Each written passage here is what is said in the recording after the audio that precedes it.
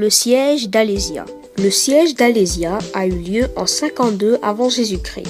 Après la défaite romaine du siège de l'Oppidum de Gergovie, qui signifie place forte, Vercingétorix bénéficie de la trahison des Éduins vis-à-vis de César. Donc, les armées romaines fuirent à la recherche des renforts en 52 avant Jésus-Christ. Ce siège fut une bataille décisive de la guerre des Gaules. Menée par Vercingétorix, une coalition de peuples gaulois voit la défaite contre l'armée romaine de Jules César. César décide d'assiéger les Gaulois en profitant de leur retraite improvisée. Afin d'éviter la tenaille dont il fut victime lors du siège de Gergovie, César fait preuve d'une exceptionnelle maîtrise de l'art du siège en entreprenant une double protection de lignes fortifiées.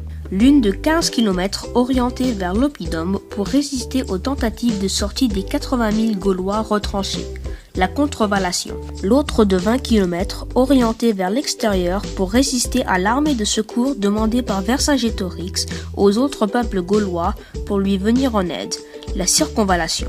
Quelques pièges sont établis. Des pointes de fer dans le sol sont enfoncées. Des trous profonds de 90 cm sont disposés en quinconce avec, au fond de chacun d'eux, un pied pointu. Les trous sont ensuite camouflés par des broussailles. Deux autres fossés de 4,50 m de large et profonds de 2,50 m sont creusés, et dont l'un est rempli d'eau.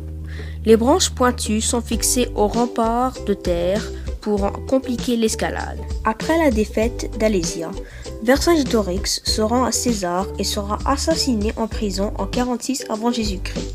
Cette défaite accélère la progression romaine. César se rend maître de la Gaule dans les mois qui suivent cette victoire.